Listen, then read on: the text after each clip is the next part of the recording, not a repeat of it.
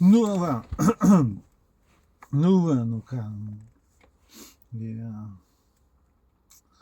Apie tuos pačius vėl. Apie psichopatus. Įvairovė yra jų ten tokie, visokie kažkokie.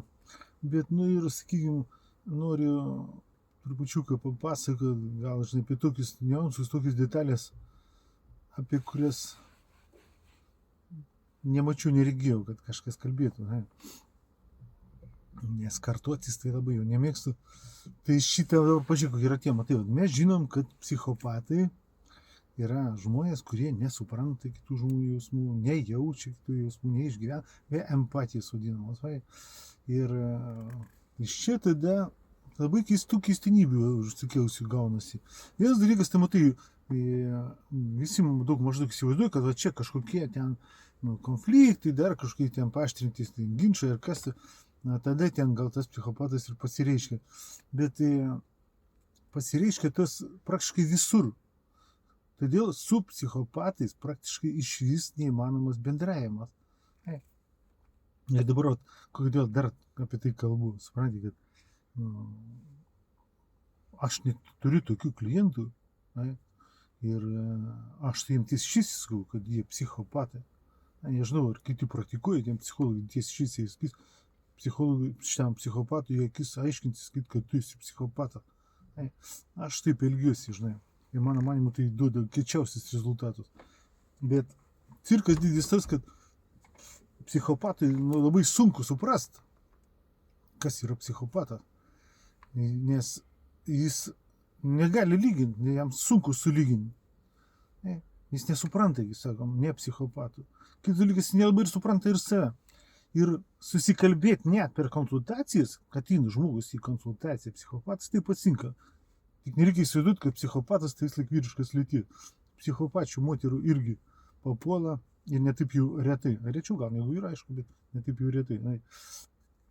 Dabar dėl ko su jais neįmanoma susikalbėti? Jie nenori klausyti, jie nenori girdėti. Ir ypač to, kas jiems nepatinka. Tiesiog, nepatinka, nemalonu, nepatinka ir viskas. Kažkurios mintys tiesas apie kažką, tame tarpe apie save patį, galbūt ir nemalonės, ne? Viskas, jis tokių dalykų nesiruošia, nenori girdėti, nachrin, tipo, žinai. Plus, jisai dar yra įdomybė didelė, supranti, kad psichopatas dažniausiai išvis nenori nieko klausyti ir išvis nieko girdėti nenori. Psichopatas praktiškai nenori kalbėti, dėstyti, įrodinėti. Ir dabar pažiūrėk, dabar. Tokie, sakykime, raktiniai momentai yra, žinai, su jais. Vienokį ir kitų kontekstų, dažnai visiškai atvirai, jie taip ir pasako, aš visada pasiekiu savo, pasiekiu. Tai kas turi ausį, žinai, kas turi tą vadinamą psichologinį ausį, tai girdi, kas po to slypi.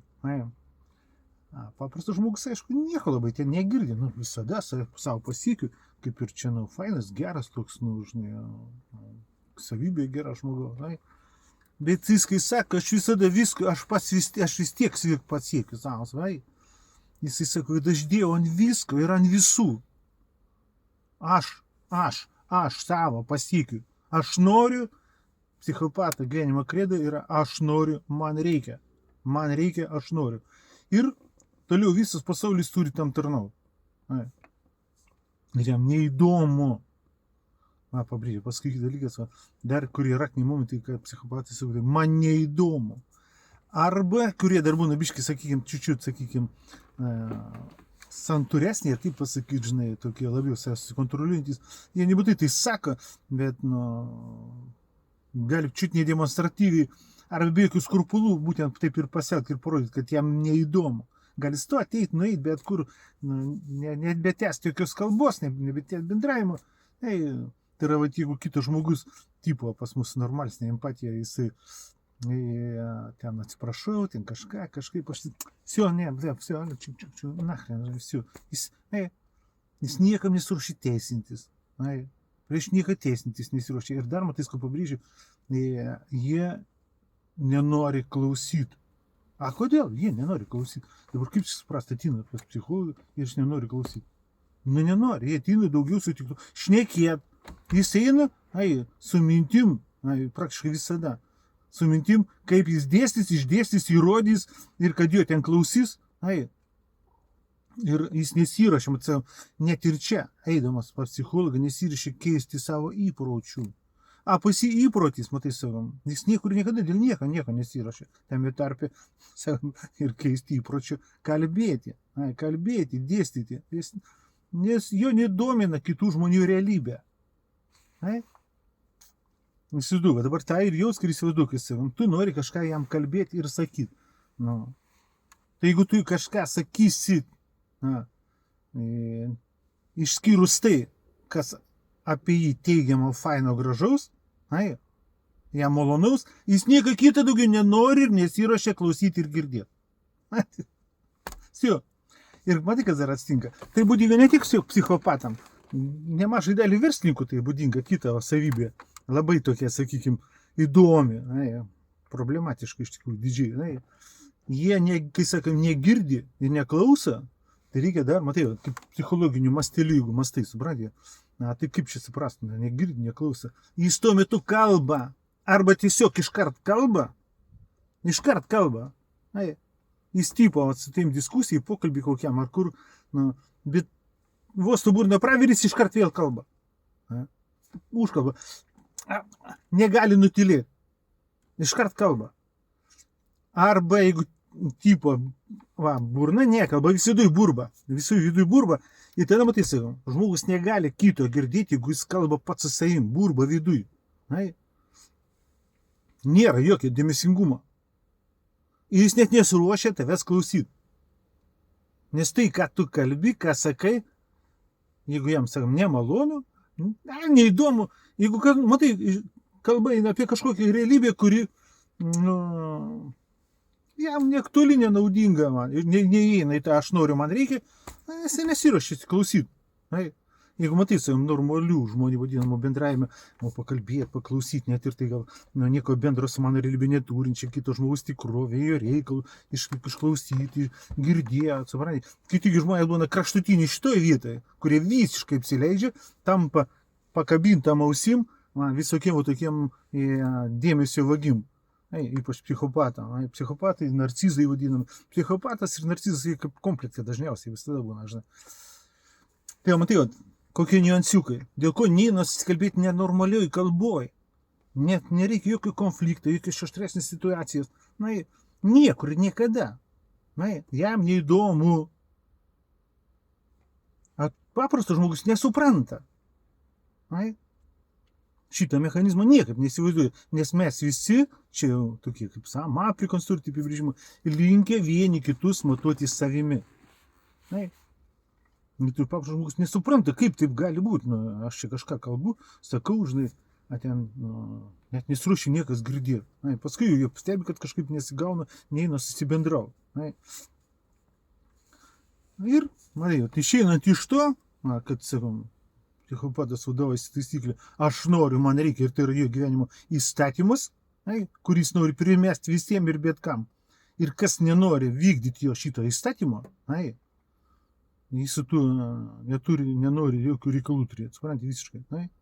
Gali psichopatas eiti kartais į tam tikrus, tokius kaip ir pratilėjimus, santūrumo, bet matai, pažiūrėk, kada, pavyzdžiui, didelė dalis yra kaip tokių gan verslių, jūs suprantate, kiblių. Ir kodėl, įsivaizduoju? Jie gali būti geri pardavėjai, nes vėl suprask iš to pačio. Žmogus jautresnis, galėsės empatijos, jis pardavinėdamas kažką, arba pirkdamas kažką, jis susirūpinęs būna ir to, kuriam parduoda, arba iš kurio perka irgi realybė, tikrovė, jausmais. Jis nori jo nenuskriausti, suprantate, kartais įsivaizduoju, kad būna aukštesnio tos padidinto labilumo žmonės, jis geriau savo biškį į minusą, bet jau kad kitam žmogui būtų geriau. A čia tokio dalyko nėra iš vis ir nei kiek. Įsivaizduoju, iš vis ir nei kiek. Jis tik savo interesą. Jausk ir matyk, suprask, paprastam žmogui tai yra tiesiog sunkiai suvokiama, įsivaizduojama. Jis, kai kažką tau pardavinėja, jam visiškai ir totaliai nusispjaut. Jam svarbu navarą savo uždirbti. A kad tu ten kažkaip permokysi, kažkaip ar kažką ten. Tai yra tavo realybė. Visiškai, absoliučiai jam neegzistuoja. Tai jie lengvai kyša, įperša, nedomina, ar tu turi laiko, ar turi norą, supranti, klausyti, girdėti, ar tau tų daiktų reikia, nereikia. Jo tas visiškai nedomina. Įsivaizduoju, dėl to jie, tipo, būna neblogi, geri pardavėjai, supranti.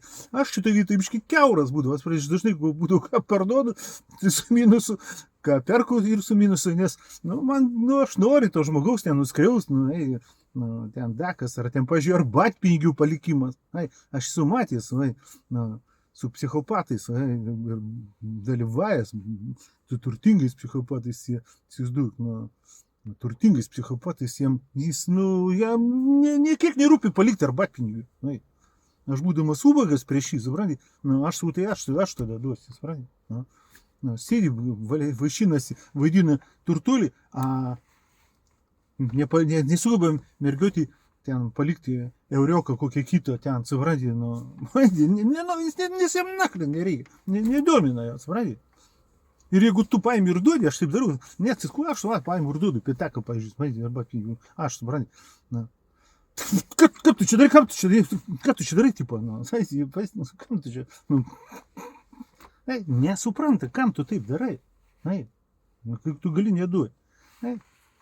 O tokia įdomybė yra, bet vieną tokių stipresnių momentus, kur norėjau, žinai, tai pabrėžti, supranti, kad visada įsivaizduok, va šitas veikia niuansas, va šitą, kaip pasakyti, paradigma, bajeris, ar kaip pavadinti, supranti, kad tu visada, matyk, va tu bendrauji, jame visada veikia už tas principą. Visada!